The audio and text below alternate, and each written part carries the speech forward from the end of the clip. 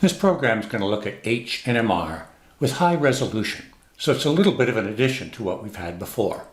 Let's begin by reviewing some of the concepts in an H NMR. Let's consider the molecule I have here on the left. It would generate the following H NMR spectrum. The number of peaks corresponds to the number of hydrogen environments. So in this case, with 2 peaks, they correspond first of all to the methyl environment on the end, and the single peak here corresponds to the hydrogen at the right end of the molecule. The area under the peaks represents the number of hydrogens in each environment. We can see that the peak on the right was the 3 hydrogens and the one on the left with just the 1. Finally, the shift corresponds to certain functional groups, and these are available in our IB data booklet in table number 21.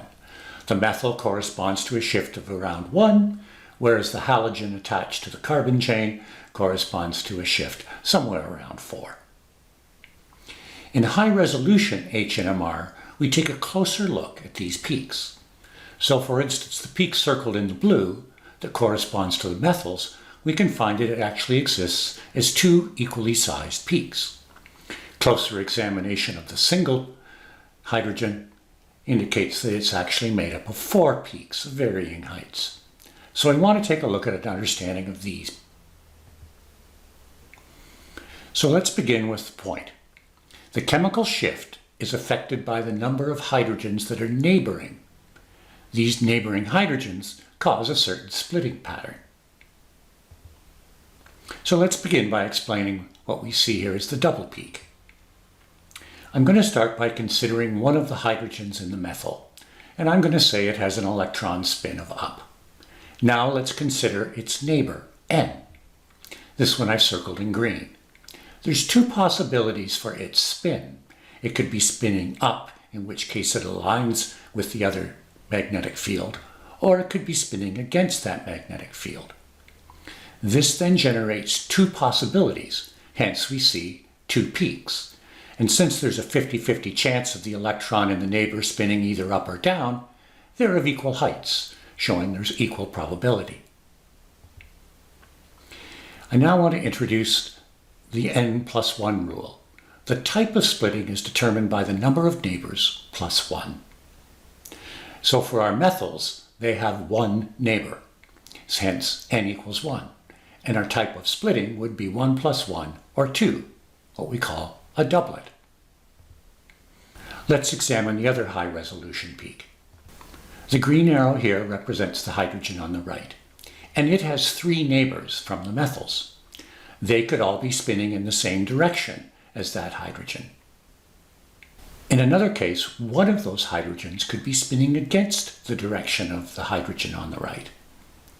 But that hydrogen that's spinning against it could exist in 3 possible positions. It's essentially, though, is the same case. We have 1 hydrogen spinning against the direction of the hydrogen on the right. We could also have 2 of the neighboring hydrogens spinning against that direction.